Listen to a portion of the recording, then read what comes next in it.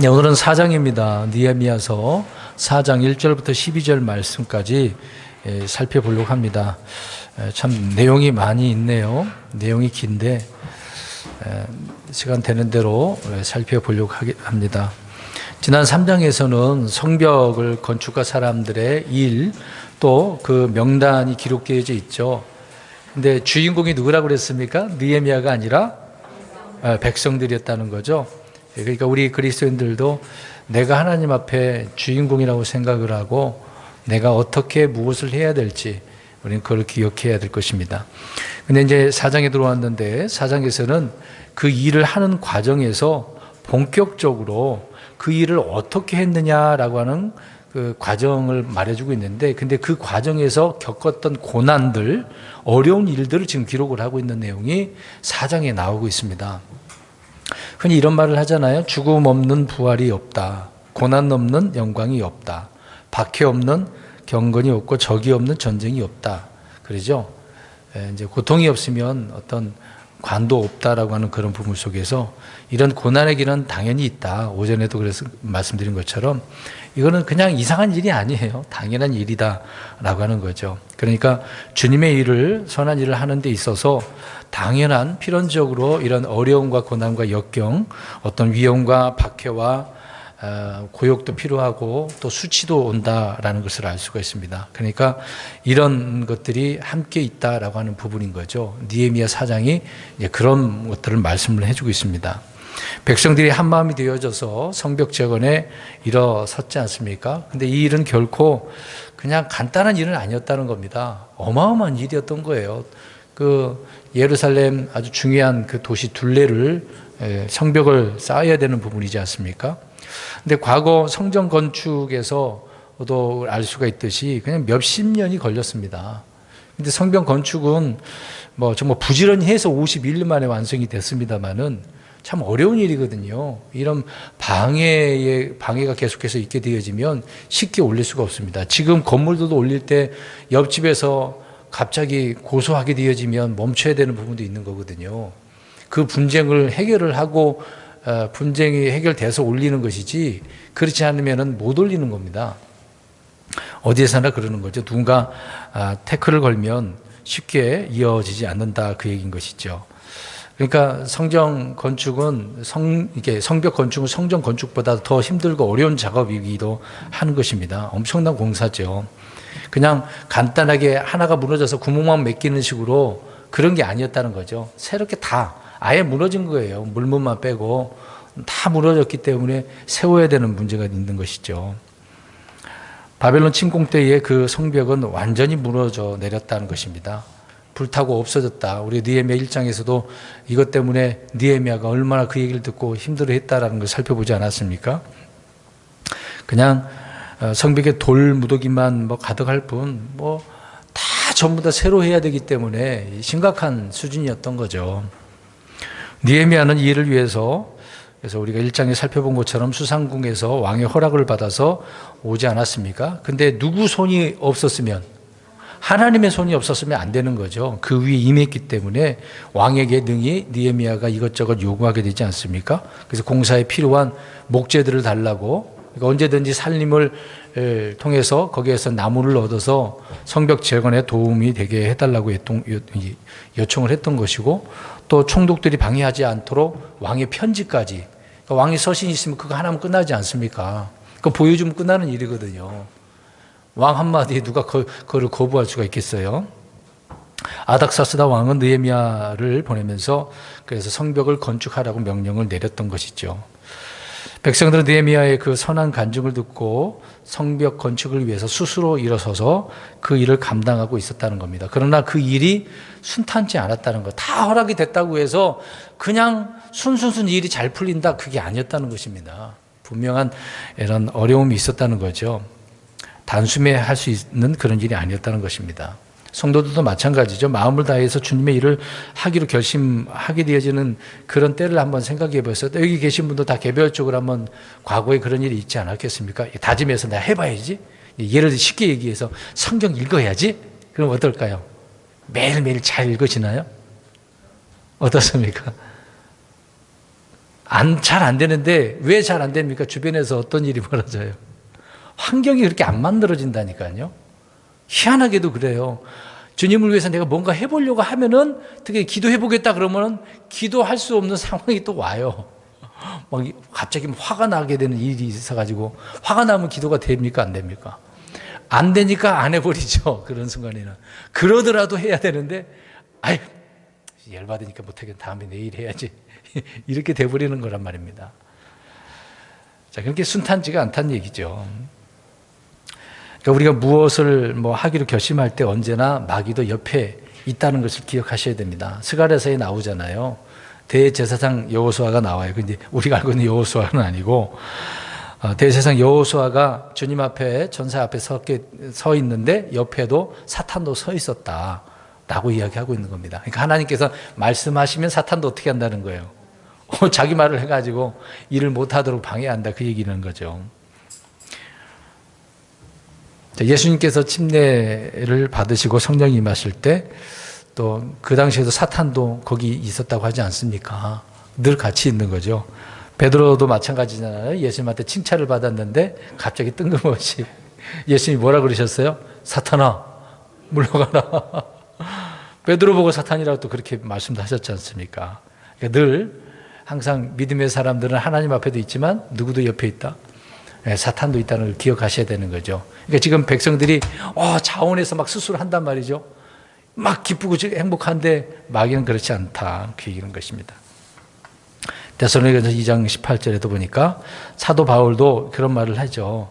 내가 한번 너희에게 다시 가고자 했는데 사탄이 우리를 막았다. 그런 말씀도 있어요. 얼마나 하나님의 일을 하는 데 있어서 방해를 하고 있는지를 보고 있는 거죠. 이제 바울이 그런 것을 경험을 했기 때문에 기록된 성경을 통해서 우리에게 말씀해 주고 있는 거죠. 그러니까 저 여러분들도 주님을 위해서 내가 뭔가 선한 일을 하겠다 그러면은 반드시 이런 일이 일어나는 거예요. 자, 그러면 그런 일이 일어났어. 사탄이 방해 공작을 해서 그럼 어떻게 하실 거예요? 이제 기도하는데 기분 나쁜 일이 생겼어. 막 분노가 치밀어나. 어떻게 하시겠어요? 내일로 미루고 다음으로 미뤄서 마음이 좀 풀리면, 그럼 마음 안 풀리면 어떻게 했다는 얘기죠? 안 했다는 얘기지. 그게 사탄이 좋아하는 겁니다. 주님과 가까워지는 것을 싫어하는 자가 사탄이거든요. 밭에다 씨를 뿌리면 사탄이 즉시 와서 빼앗아 간다고 하지 않았습니까? 뭘 빼앗아 간다는 얘기죠? 말씀을 빼앗아 가는 거예요. 자라지 못하도록. 씨가 부러졌으면 그 씨가 심겨져서 자라나야 되잖아요. 아예 뿌려서 가져간다니까요. 뿌리도 못 내리고 자라지 못하도록 하겠다 그러는 거죠. 특히 이제 우리가 어디서 은혜를 받으면 그때가 가장 어떤 때예요? 마귀가 강하게 역사하는 때입니다. 막 교회 가서 오늘 말씀하고 은혜가 넘쳐서 충만했어. 근데 뒤돌아보면은 그게 막 뒤집어 엎어지는 경우가 많죠. 그럴 때 위험한 시기라고 생각을 하고 조심해야 되는 겁니다. 오늘 그런 내용들이 나오기 때문에 이런 말씀을 드리고 있는 거죠. 그러니까 영적으로 가장 위험한 때는 말씀의 은혜를 많이 받았을 때, 주님과 막 더 친밀해질 때, 그런 때다. 앞에서 오전에 말씀드린 엘리야 때를 잠깐 얘기하면, 갈멜산에서 엘리야는 정말 완벽한 승리를 거두지 않았습니까? 근데 생각해 보세요. 그들을 다 거짓된 자를 무찔렀어. 근데 그렇게 하고 난 뒤에 이세벨이 어떻게 했습니까? 아직 물론 3년 반 동안 비도 안 내리고 말하니까 비도 내리고 막 그랬단 말이죠. 근데 그 다음에 어떻게 됐냐고요. 이세벨이 더 죽이려고 하지 않습니까? 그래서 죽이려고 하니까 엘리야가 어떻게 했어요? 그 상황에. 도망갔어요. 어디 무슨 나무? 로덴 나무 밑에 갖고 하나님 나 죽여주세요. 데려가서 이런 식으로 얘기했잖아요. 엘리야도 얼마나 힘들었겠습니까? 막 은혜가 기적을 보잖아요. 말 한마디면 막 비가 안 오고 막 그러는데. 근데 그랬는데도 불구하고 이런 어려움이 있었다라는 거죠. 다윗도 마찬가지입니다. 골리앗을 죽였을 때 영웅 아닙니까? 많은 군사들이 있었는데 어느 한 사람 골리앗 앞에 나가지를 못해요. 근데 다윗이 나가서 그를 무찔렀단 말입니다. 어때요? 그 다음은 어떻게 됐습니까? 막 나가서 막 전쟁에서 막 이겨. 그러니까 무슨 일이 벌어졌냐고요. 사울 때문에. 사울은 천천, 다윗은 여인들이 그렇게 막 노래를 부르고 있으니 미치는 거죠. 사울 입장에서는 내가 왕인데, 내가 칭송받아야 되는데 자기 이제 사위가 되는 거 아닙니까? 기분 나쁜 거죠. 그래서 다윗을 어떻게 하려고 그랬습니까? 한두 번도 아니잖아요. 막 창도 던지기도 하고 쫓아가기도 하고 군사 보내기도 하고 대단한 사람이었습니다. 사울도 굉장히 좀 정신적으로 문제가 있는 것 같아요. 사울 왕은. 이런 사람들 정신적으로 무슨 병이 있는 거죠? 예? 참 희한한 병을 가지고 있는 것 같아요. 예? 뭐라 그러셨어요? 사이코 기질이 있나요? 좀 자기 사이가 잘 되면 얼마나 좋겠어요. 자기 왕권을 빼앗아 갈 줄 알고. 다윗도 그렇게 어려웠다. 그래서 고린도전서 10장 12절에 바울이 이렇게 얘기합니다. 그런데 스스로 서 있는 줄로 생각하는 자는 넘어지지 않도록 주의해라. 그러니까 섰다라고 생각했는데 그게 다가 아니라는 거죠. 언제든지 넘어질 수가 있어요. 언제든지 실수가 있을 수 있고 잘못할 수도 있는 거죠.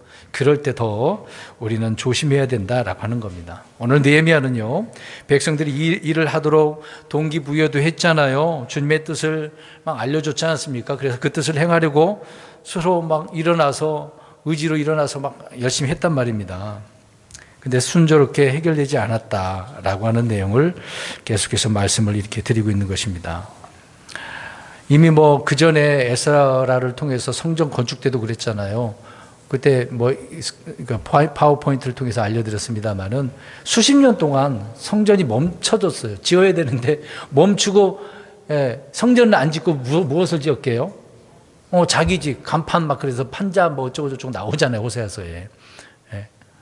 그러니까 이스라엘 백성들이 그런 상태였다는 거예요. 돌아왔으면 그 명령대로 지어야 되는데 왜 못 지었을까요? 그때도 마찬가지로 방해하는 자들이 있었다는 얘기입니다. 오늘 그런 사람들이 오늘도 있기 때문에 그러는 것입니다. 그러니까 마귀에 속한 자들도 있고 하나님께 속한 자들이 있는데, 하나님께 속한 자들은 마귀에 속한 자들에 의해서 고난을 받을 수밖에 없는 것입니다. 그래서 우리 예수님은 고난의 본을 보여주셨고, 바울도 빌립보서에 그런 부분을 말씀을 하고 있는 거잖아요. 우리도 이런 부분을 잘 이겨내야 됩니다. 그럼 한 절씩 한번 보겠습니다. 느헤미야서 4장 보십시오. 4장 1절 눈으로 보십시오. 눈을 감고 있으면 안 됩니다. 눈을 뜨고 보셔야 됩니다. 눈을 감고 있으면 안 됩니다. 읽으려면 눈을 떠야 돼요. 1절. 그러나 산발랏이 우리가 성벽을 건축한다는 것을 듣고는 노아가 크게 분개하며 유대인들을 조롱하고, 자, 짓고 있는데 건축한다는 것을 들었어. 그러니까 산발랏이 어떻게 해요? 화났어. 듣고는 노하고 분개하고 조롱까지 하네요. 화나는 건 둘째 치고 조롱까지 하고 있는 내용을 말씀을 하고 있네요. 근데 이 산발랏은요, 느헤미야서에 10번이나 나와요. 언급되어 있습니다. 호론 사람이라고. 그러니까 하나님께서 자신의 종 느헤미야를 보냈다면 마귀는 지금 누구를 보낸 거죠? 산발랏을 보낸 거예요. 이것도 잘 아셔야 됩니다. 우리가 그렇게 보셔야 됩니다. 하나님이 어떻게 일하고 마귀가 어떻게 일하는 걸 봐야 되는 거죠. 근데 이 사람은, 산발랏은 느헤미야가 유대로 왔을 때 막 걱정을 했던 부흥케하는 유대인들, 이스라엘을 막 부강하게 만든 그런 사람이 왔다라고 화내지 않았습니까? 그래서 오늘 이 구절에도 보니까 노하고 크게 분노하고 분개하고 조롱했다라고 말하고 있는 겁니다. 산발랏은 유대인, 반유대주의자라는 것을 우리가 볼 수가 있습니다. 근데 특이한 점은 산발랏이 유대인의 부흥을 싫어하는데요. 나중에 이제 느헤미야 13장 28절 가서 보게 되어지면 유대 그 제사장과 인척 관계를 맺게 되어집니다. 그러니까 자기 딸을 제사장의 아들과 결혼시켰어요. 느헤미야 13장 28절에. 자, 왜 그랬을까요? 생각해 보세요.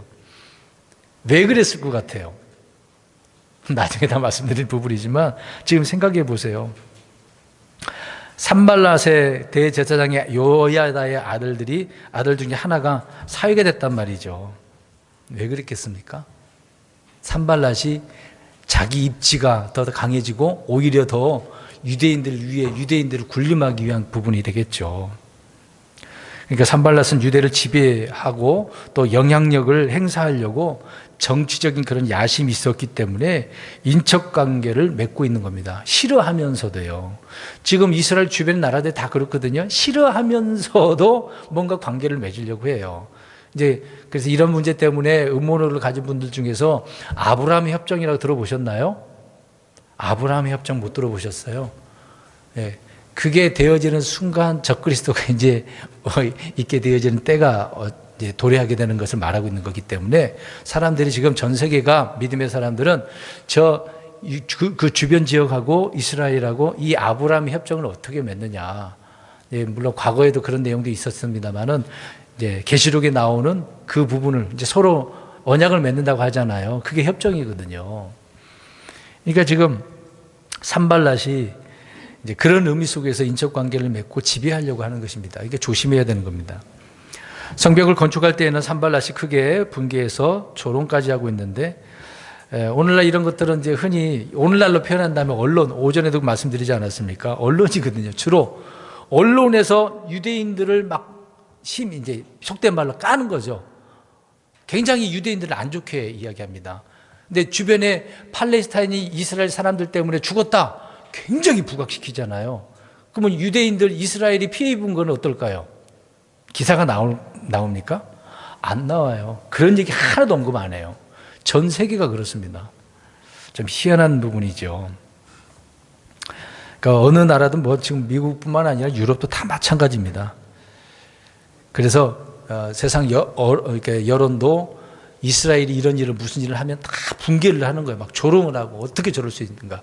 제가 그런 기사 때마다 댓글을 보거든요. 우리 한국 사람들 100%입니다. 다 이스라엘 욕해요. 거의 다가 그렇습니다.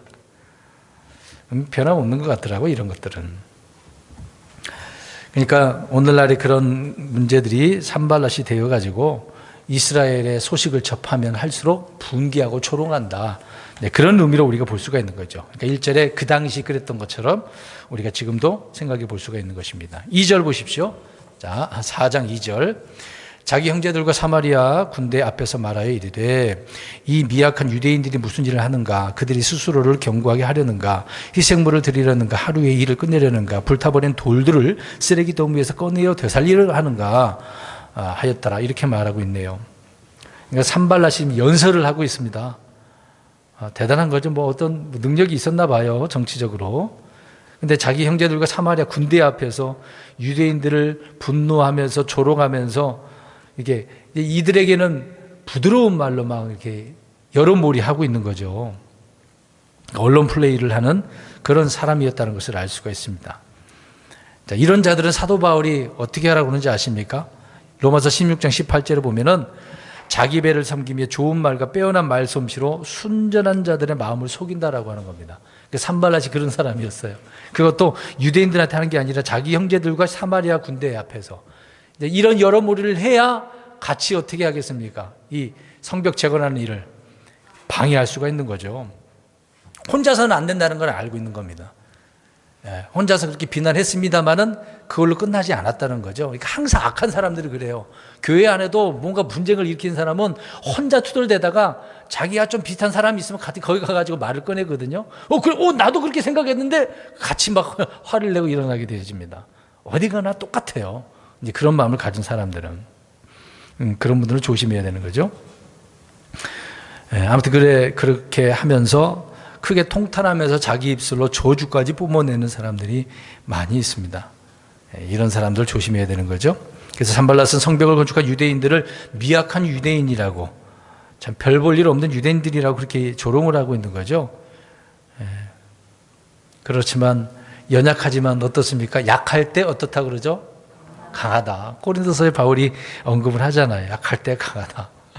내 연애가 내게 족하도다. 그걸 알면 더 힘이 나고 그러지 않습니까?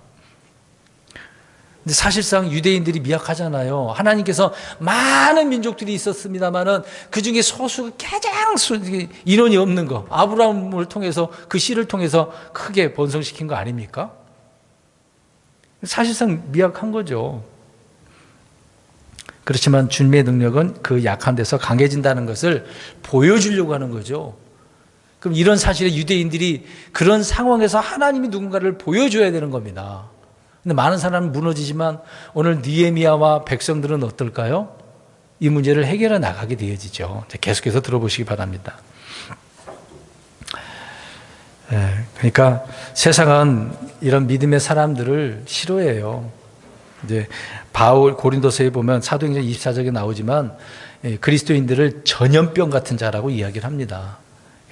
전염병은 감염시키는 거잖아요. 복음을 통해서 많은 사람들이 예수님을 믿게 되어지니까 그런 일에 사람들이 싫어한다, 그런 얘기를 하고 있는 겁니다. 그만큼 조롱받고 있다, 그 얘기인 것이죠. 세상 사람들이 보는 관점과 우리 믿음의 사람들이 보는 관점은 다를 수밖에 없는 것입니다. 아무튼 그들은 자기 혼자뿐만 아니라 많은 사람들 끌어다가 이렇게 조롱하고 또 방해하려고 하는 그런 모습들을 보는 거죠. 3절 보겠습니다. 한편 암몬 족속 도비아는 그의 곁에 있다가, 이제 산발른 옆에 도비가 있었던 거죠. 이르되 그들이 건축하는 바로 그것, 즉 그들의 돌 성벽은 여우 한 마리가 올라가도 무너지리라 하였더라. 더 심한 말을 하고 있네요. 도비아도 호응을 하면서 여우가 올라가도, 이제 문학적인 표현을 하고 있는 거죠. 사실 여러분, 돌 위에 여우가 간다고 해서 무너지겠습니까? 그러진 않잖아요. 그만큼 조롱을 하면서 지금 이런 표현을 하고 있는 것이죠. 유대인들이 건축한 성벽을 누구라도 올라가면 이렇게 무너진다라고 하는 그런 표현을 이렇게 해주고 있는 것입니다. 과거에 이런 부분이지만 지금 아람 연맹들이 다 이렇게 이스라엘을 향하여 그런 마음을 품고 있겠죠. 자, 4절 5절입니다. 오 우리 하나님이여 들으시옵소서. 우리가 멸시를 받고 있나이다. 그들의 모욕을 그들의 머리 위로 돌리시고 그들을 넘겨주사 포로로 잡혀가는 땅에서 그들을 탈취물로 주시며 그들의 불법을 덮어주지 마시고 주 앞에서 그들의 죄를 지우지 마시옵소서. 그들이 건축자들 앞에서 주의 분노를 일으켰나이다. 자, 이런 조롱을, 분개하고 조롱을 하고 있는 저 산발랏 도비아 또 사마리아 군대들, 자, 그런 입장에서 느헤미야는 어떻게 한 거죠? 기도하고 있네요. 참 대단한 사람이에요. 앞에서 우리가 저번에 몇 주 동안 말씀드린 부분이지만 이런 상황인데도 그런 사람과 말할 필요도 없어. 말을 섞일 필요도 없고 그거 뭐 답변할 필요도 하나도 없는 거죠. 오직 누구에게 문제를 해결하려고 하는 거죠? 하나님께. 항상 그래서 문제는 하나님을 통해서 우리가 풀어나가야 돼요. 가정에서도 그렇고 어디에서도 마찬가지입니다. 느헤미야는 논쟁할 필요도 없었어요. 그들과 뭐 평화를 갖기 위해서 회담을 가질 필요도 없어요. 같이 맞대고 앉을 필요도 없는 겁니다. 뭐 욕할 필요도 없고 비난할 필요도 없는 거고 따로 뭐 백성들을 어떻게 하는 것도 아니죠. 먼저 하나님께 엎드리는 것을 보게 되어지죠. 그러니까 모든 문제를 하나님께 맡기는 겁니다. 욥기서 5장 8절도 보니까 내 사정을 하나님께 맡기리라. 잠언 16장 3절도 시편 37편 5절에도 많은 구절이 하나님께 맡겨야 된다고 이야기를 하고 있는 것이죠. 맡기셔야 됩니다. 짐 무거운 거 있습니까? 그러면 주님께 맡기면 되잖아요. 주님께서 대신 지어주신다잖아요. 근데 그 짐을 우리는 안 놓으려고 하더라고요. 예전에 우리 영화 봤잖아요. 그 애니메이션 보지 않았습니까? 철로 역정 보셨잖아요. 예, 주님을 향하여서 달려나가는 이제 기독도라고 하는 거죠. 크리스찬인데 가는데 그 짐 처음에는 가벼웠는데 주님 앞에 딱 도착하니까 얼마나 무거워요. 가면 갈수록 막 짐이 더 무거워지잖아요. 그러니까 그런 짐이 있으면 맡기라고 그랬는데 맡겼어요, 안 맡겼어요? 안 맡겼기 때문에 우리도 맡겨야 되는 거죠. 지금 느헤미야는 엄청난 짐을 하나님 앞에 지금 맡기고 있는 것입니다. 근데 중요한 것은 말씀드린 것처럼 느헤미야는 대적들에 대해서 분노할 필요도 없어. 막 화낼 필요도 없는 거예요. 맞서 싸울 필요도 없고 어떤 것을 해명할 필요도 없었던 거죠. 그냥 주님께 맡겼다. 왜 그럴까요? 스스로 원수를 갚는 게 아니라 누가 원수를 갚아주니까. 예, 하나님이 갚아주시니까. 원수는 하나님께서 갚아주신다고 그랬거든요. 우리를 향하여 이런 원수처럼 대항하는 사람들은 내가 뭐 할 필요 없고 하나님께 맡기면 어느 순간 하나님이 치워주시더라고요. 원수들을. 근데 하나님께 맡기면 하나님이 빨리 치워주시는데 내가 해보려고 그러면 잘 안 되더라고요. 희한하죠. 우리는 위기 때에 문제를 해결하려고 늘 머리를 맞대려고 하지만 그러지 말고 하나님께 나아가야 된다. 문제를 하나님께서 주시는 것은 그 문제를 해결하고 나서 주님을 섬기라고 하는 게 아니에요. 그 문제 속에서 주님을 어떻게 하라고? 섬기라고. 문제 속에서 주님을 섬기는 거예요. 근데 우리는 문제를 해결하면 할게 하나님 그러잖아요. 순서가 어떨까요? 잘못됐습니다. 그 환경 속에 들어가서 그냥 사는 거예요. 주님을 섬기는 겁니다. 근데 이런 환경 하나님 싫어요. 이것 때문에 정말 힘들어요. 이거 치워주세요. 그러면 더 열심히 할게요. 우리 흔히 자녀들이 그러잖아. 아빠, 엄마 이거 사주면 정말 공부 열심히 할 거예요. 사주면 어떨까요? 며칠 하다 말아요. 다 알잖아요. 경험해봤지 않습니까? 저도 해봤어요. 이거 사주면 잘하겠다고. 책상 사주면 거기에서 공부 열심히 하겠다고. 좀 하다가 힘들어갖고 밑에 상 깔아놓고 했었어. 하기는 책상에서는 안 했어. 뭐 해주면 잘할 거라고. 뭐 야구공도 빠따도 사주고 뭐 사두고. 예전에 그랬거든요. 스카이싱싱 콩콩 그거 한참 타고 다녔을 때, 초등학교 때. 근데 잘 안 했어요. 못해가지고. 참 나쁜 마음이죠. 그러니까 위기 때에 그런 상황에서 주님을 섬겨야 된다. 나중에라는 것은 없습니다. 그 상황에서 해야 되는 거죠. 열심히 하다 보면 문제가 해결되어지고, 나도 생각지도 못했는데 너 열심히 했으니까 내가 이렇게 해줄게. 자연스럽게 오면 얼마나 더 좋겠어요. 그러니까 고난이 없으면 안 되는 거예요. 고난이 없는 가운데 주님을 섬긴다? 좀 그렇습니다. 고난이 있는 가운데서 주님을 섬기라고 주님은 말씀을 하고 있는데 우리는 피하려고 하는 거죠. 어떻게 보면 지금 느헤미야가 돌아와서 백성들이 이렇게 하고 있지만 그들을 하나님은 하나의 시험이 되는 것 아니겠습니까? 주님이 원하시는 것은 그런 일을 해결한 후에 주님을 섬기는 것이 아니라 그 일 속에서 하나님의 왕국과 의를 구하며 살라고 말하고 있는 거죠. 그래서 우리 신약 성도들에게는 그렇게 말씀하고 있는 겁니다. 그분의 왕국과 의를 구해라. 평안하고 잘 살 때 구하라고 하지는 않았어요. 느헤미야 오늘 기도 내용 보세요. 들으시옵소서. 우리가 무엇을 받고 있다고요? 멸시를 받고 있습니다. 근데 그 내용을 보면 있는 그대로 하나님께 말을 하고 있는 거거든요. 허황된 기도를 막 꾸며서 미사역을 넣어가지고 하는 건 아닙니다. 이스라엘 백성들의 주의 일을 중단하지 않았다. 지금 위기 상황입니다. 우리가 일을 할 때가 아니다. 주께 기도할 때다. 그렇게 금식하자. 그런 거 하지도 않았지 않습니까? 그냥 그런 상황을 하나님 앞에 아뢰는 것 뿐인 거죠. 그런 처지를 주님께 아뢰고 이 문제를 해결해 달라고 기도한 느헤미야를 보고 있는 거죠. 4절 5절 다시 눈으로 보세요. 느헤미야는 공격을 기도로 받아치고 있습니다. 누가 공격해 오면 우리는 말로서 대받아치시잖아요. 그렇게 공격하잖아요. 근데 느헤미야 공격 무기는 뭐예요 지금? 기도라니까요. 이게 기도가 무기가 아니라고 생각하면 꼭 말씀의 칼만 무기라고 생각하는데 그거 아니래요. 기도하는 사람은 마귀도 못 건드린다니까요. 못 이겨요. 기도하는 사람을. 못 이깁니다. 그들의 위협을 주께서 그대로 대갚아 주시기를 그렇게 기도를 무기로 삼아서 하나님께 아뢰고 있는 거죠. 원수 갚는 것을 그렇게 맡겼다. 그 얘기를 하고 있는 겁니다. 그러니까 마귀를 대적하는 것은 믿음의 기도밖에 없다라고 하는 것이죠. 5절 후반부를 보세요. 후반부 기도를 보세요. 주의 분노를 일으켰다라고 이야기합니다. 자, 이 일은 산발락과 도비아와 사마리아 군대들이 누구의 분노를 일으켰어요? 주의 분노. 느헤미야가 분노를 일으키는 게 아니에요. 백성들에게, 유대인들에게 아니에요. 하나님께다라고 이야기하는 겁니다. 우리 그리스도인들에게 이렇게 대하는 사람도 마찬가지로 누구에게? 하나님께 하는 겁니다. 이걸 잘 아셔야 돼요. 물론 내가 잘하고 있는데도 이런 일을 당하면 그러는 거죠. 문제 해결의 열쇠는 주님이다라고 말씀을 하고 있는 것이죠. 자, 우리 모든 삶도 이런 식으로 해결해 나가야 된다는 거죠. 물론 분쟁이 있으면 말로 그렇게 할 수도 있는 것이지만 먼저 하나님께 기도하는 습관을 가지셔야 됩니다. 하나님 이런 문제가 생겼으면 속으로 기도하든 어떻든 간에 하나님께 맡기고 사람들 얘기를 하든 때를 기다리든 그렇게 하셔야 되겠죠. 6절 보십시오. 이렇게 우리가 성벽을 건축하여 온 성벽이 함께 연결되고 높이가 그것의 절반에 미쳤으니 이는 백성에게 일하는 생각이 있었기 때문이더라. 자, 위협을 해도 계속해서 어떻게 하고 있는 겁니까?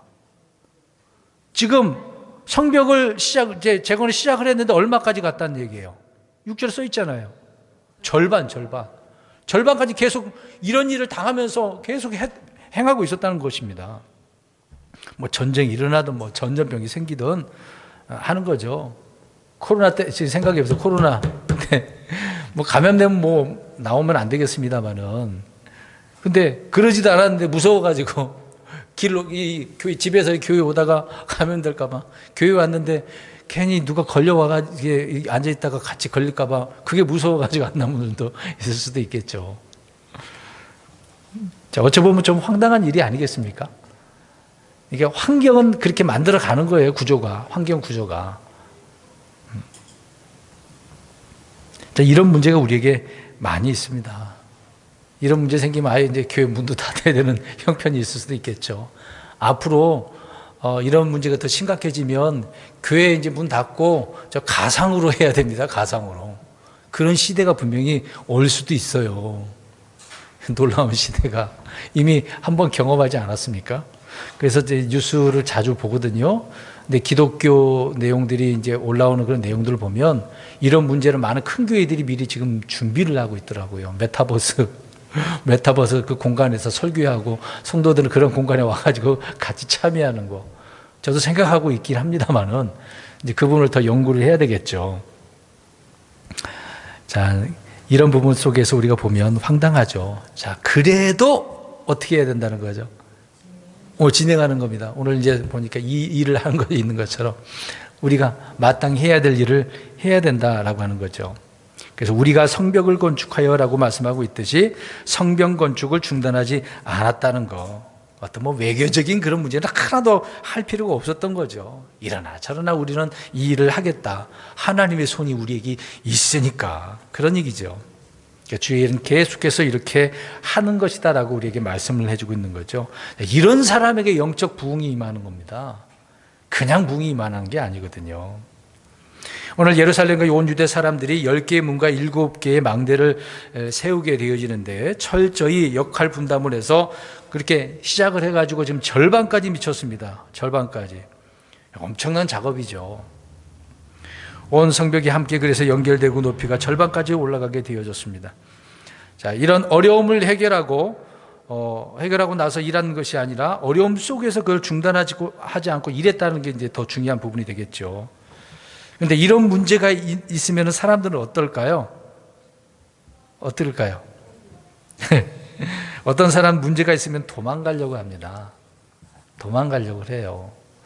근데 백성들이 그렇게 일어나긴 했는데 오늘 내용이 있는데 보게 되어지면 더 안 하려고 하는 사람이 있을까요? 없을까요? 있다니까요. 공격해 오면 포기하려고 그래요. 이런 문제에 우리가 영적 교훈을 얻어야 되겠죠. 온갖 방해 속에서 주께서 하라고 하신 일을 우리는 계속해서 해야 된다는 것입니다. 주님 안에서 뜻을 세우면 그 일을 하면 되는 거예요. 무슨 일이 있어도. 그래서 백성에게 일하고자 하는 생각이 있었기 때문이다라고 그대로 이야기를 하고 있지 않습니까? 그러니까 예를 들어서 성도들에게 중요한 것은 뭐 능력 주시면 하겠습니다 그러잖아요. 할 수 있다 하신 많이 불렀잖아요. 그건 뭐예요? 뭐 달라는 얘기죠? 할 수 있다 하시니까 내게 능력을 줘야 한다는 얘기지 않습니까? 그래야 한다라고 하잖아요. 예, 그러니까 능력이 아니라 주님의 뜻을 이루고자 하는 소원과 의지가 있기 때문에 오늘 그 얘기하잖아요. 일하고자 하는 생각이 있었다. 그런 의지가 생각과 뜻과 의지가 있으니까 이렇게 한 거다라고 이야기하고 있는 거죠. 느헤미야도 이런 생각이 있었지 않습니까? 수상궁에서 그런 소식을 듣고 마음에 생각을 하고 하나님 앞에 막 있으니까 하나님께서 그 생각 속에 품어주시고 일을 하도록 열어주신 것 아니겠습니까? 그러니까 생각이 있으면 기도하게 되고 기도하면 주님께서 소원의 그 항구로 인도하시는 거죠. 그러다 보면 막힌 문도 닫힌 길도 열어주신다는 겁니다. 그리스도인들은 이런 맛을 보셔야 돼요. 이런 일을 경험하면요 가만히 있을 수 없다니까요. 교회에 나와서 예배 드릴 때 그 모습 보면 얼마나 얼굴이 환한데요. 오늘 오전에 찬송 불렀잖아요. 찬양이 넘치면 어떻게 된다고요? 얼굴이 환하다니까요. 그 노래 부르면서 얼굴 좀 웃으면서 이렇게 활짝 하면서 부르신 분이 계십니까? 저는 앞에 보느라고 못 봤는데. 제가 일부러 그 곡을 선곡을 했거든요. 좀 즐겁게 찬송하시라고. 그냥 부른 건 아닙니다.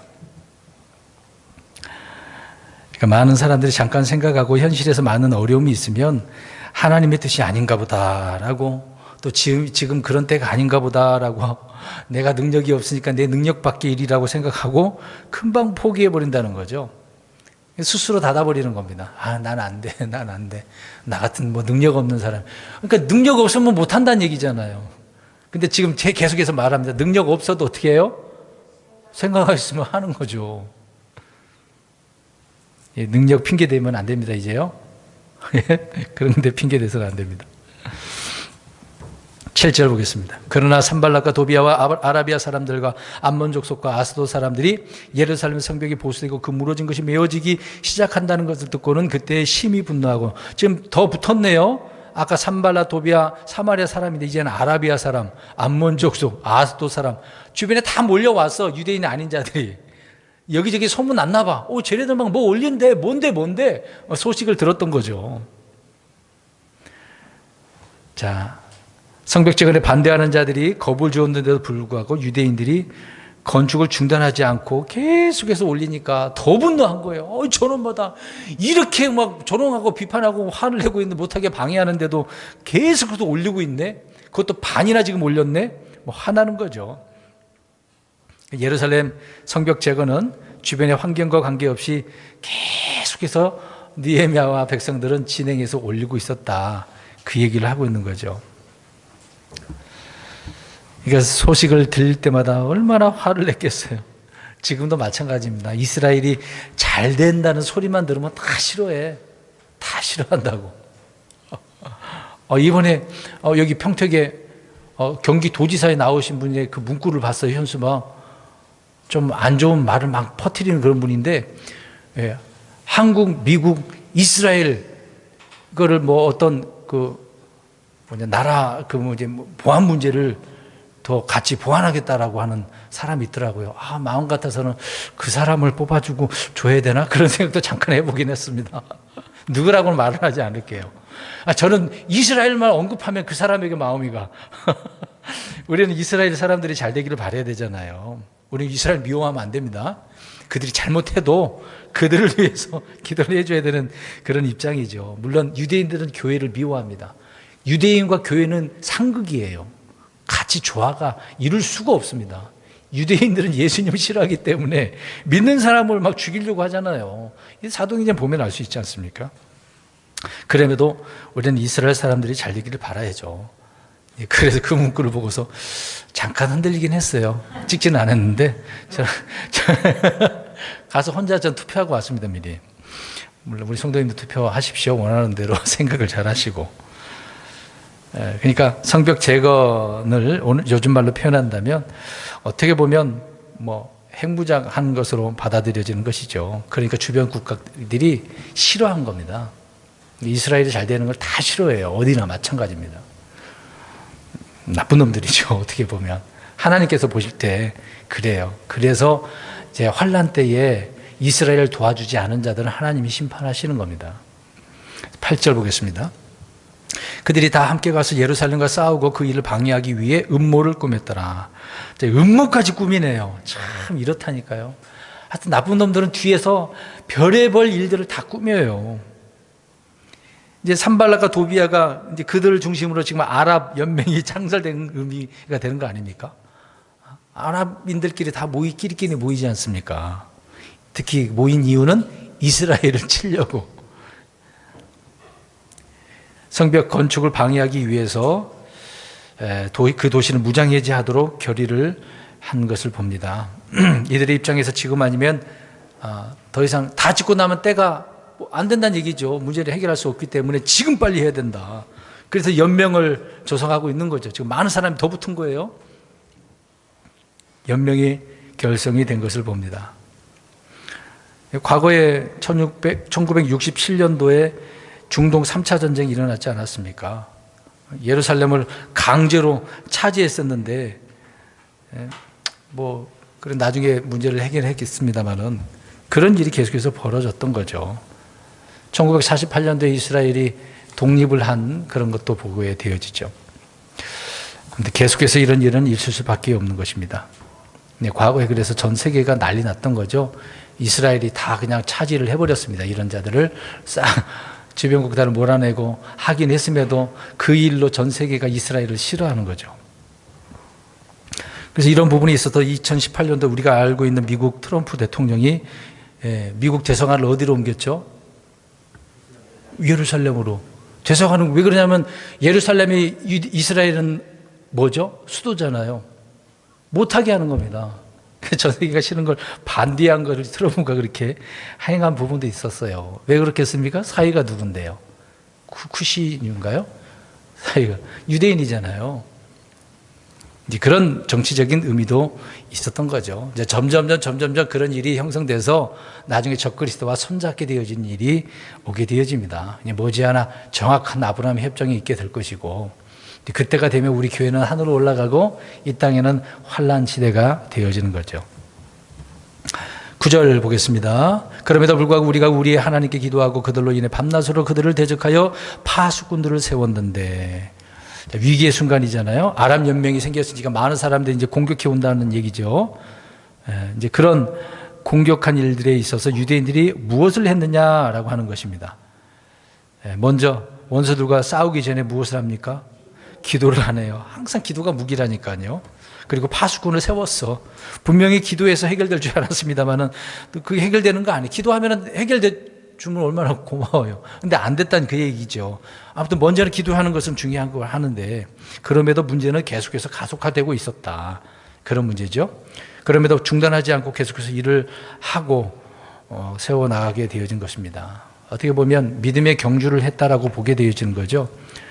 어려움에도 굴복하지 않고 가야 할 길을 간 것을 보게 되어집니다. 만약에 10명이라고 한다면 3명을 빼서 파수꾼을 세우면은 7명은 어떻습니까? 10명이 할 일을 7명이 하니까 더 힘들어지잖아요. 저번에 성문 달아갈 때 다 우리 순서를 볼 때 귀족들은 어떻게 했다 그랬어요? 말만 하고 돈 달라고, 돈이 들어가는 문제니까 안 하려고 그랬다 그랬지 않습니까? 그래서 갑자기 생각한다는데, 다른 사람들이 한 번 더 일을 하게 되어지죠. 두고와 사람들인가 그럴 겁니다. 예. 그러니까 사정은 지금 더 어려워졌다. 그 얘기를 9절에 말씀을 하고 있습니다. 10절. 유다는 이르기를, 이제 문제가 나왔습니다. 자, 이런 문제가 생겨서 연합이 결성되고 더 어려워졌어요. 공격이 막 당장 들어와서 다 죽을 판의 그런 상황이란 말입니다.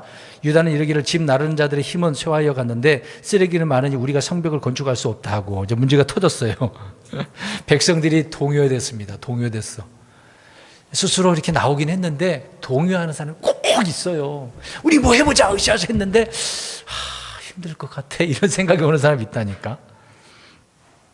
느헤미야는 기도하고 있는데 백성들은 환경에 동요가 됐습니다. 그중에 이제 유다는 이런 상황에서 더 이상 성벽 건축을 어떻게 해요? 할 수 없다. 집 나르는 자들은 힘이 쇠해졌다. 이 힘이 다 빠졌다는 얘기죠. 쓰레기는 아직도 많아. 왜 치워야 될 거, 무너졌으니까 버려야 될 거 얼마나 많겠습니까? 다 재정비를 하는 상황이니까요. 뭐 지금처럼 막 기구가 있어가지고 기계가 있어가지고 금방 하는 거 아니잖아요. 지금 뭐 포크레인, 불도저 같은 거 밀어버리면 끝나는데 그 당시에 다 사람 손 힘으로 하는 거 아닙니까? 집 나르는 자들도 얼마나 힘들었겠어요. 전부 사람의 힘으로 하는 것이기 때문에 사실 유다는 그러면 정확하게 말하는 거예요, 안 하는 거예요? 그 있는 사실을 그대로 이야기하는 거잖아요. 동요하게 되어지면 있는 사실을 가지고 이제 말을 할 수밖에 없는 것입니다. 그래서 이런 현장에서 일하는 사람들의 입에서 나온 이야기이기 때문에 도저히 이거 어떻게 할 수밖에 없는 거잖아요. 힘들죠, 사실상. 그리스도인들도 마찬가지로 이런 환경에서 이런 상황이 오게 되지 않겠습니까? 주님의 뜻을 따라서 주의 일을 할 때에 처음에는 막 기쁨으로 일을 하긴 하지만 으쌰으쌰 하다가 좀 힘 빠지면은 이제 지쳤어, 힘들어, 나 못하겠어, 그런 일들이 많이 나오는 거죠. 이제 그런 상황, 그래서 아예 포기해버리면 안 되는데, 오늘 본문에 보면 이런 사람들이 일어난 거죠. 한계에 도달하면 그렇습니다. 그렇지만 상황이 바뀐다고 해서 바뀌어지겠습니까? 상황이 바뀐다고 내가 바뀌어지겠냐, 이 말이죠. 그건 아닙니다. 한국에 있는 문제가 다른 나라로 가면 문제가 없겠어요? 똑같죠. 우리나라에서 외국으로 이민 간 분들 특히 미국으로 많이 갔지 않습니까? 거기 가서 잘 살아보려고 있는 거 없는 거 다 털어서 갔는데 거기 가서 또 어떻게 됐어요?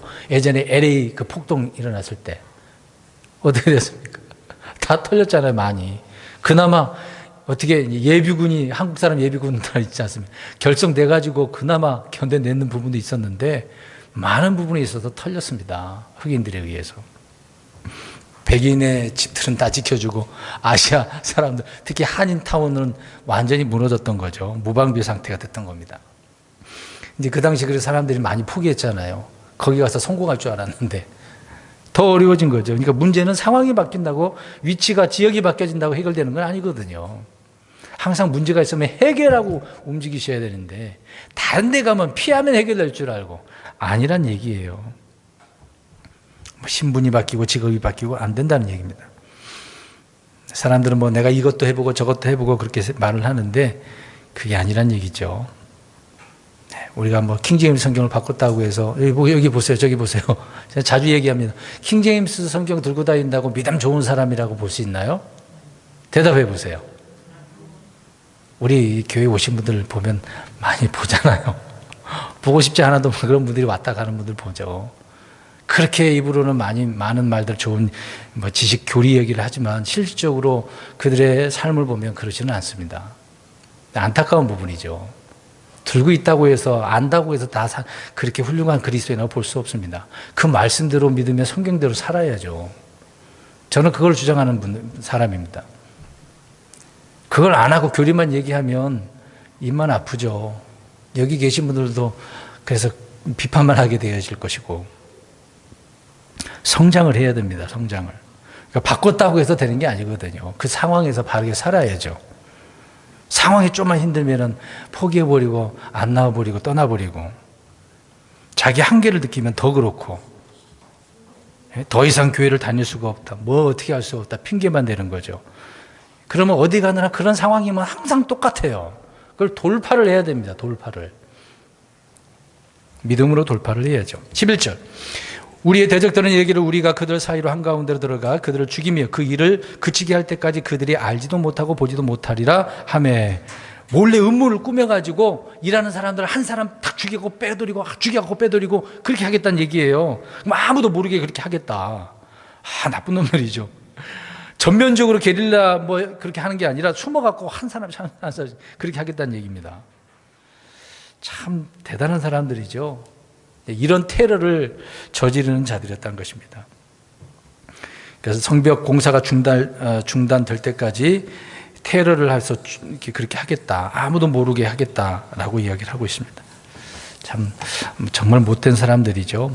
지금 아랍연맹이 다 그런 자들입니다. 뭘 더 얘기할 수가 있겠어요. 마찬가지죠. 12절 보겠습니다. 그들 곁에 거하는 유대인들은 와서 10번이나 우리에게 이르기를 유대인들이 와서 얘기했대요. 너희가 어디서 떠나 우리에게 돌아오려고 하든지 그 모든 곳에서부터 그들이 너희를 덮치리라 하므로 그렇게 얘기했대네요.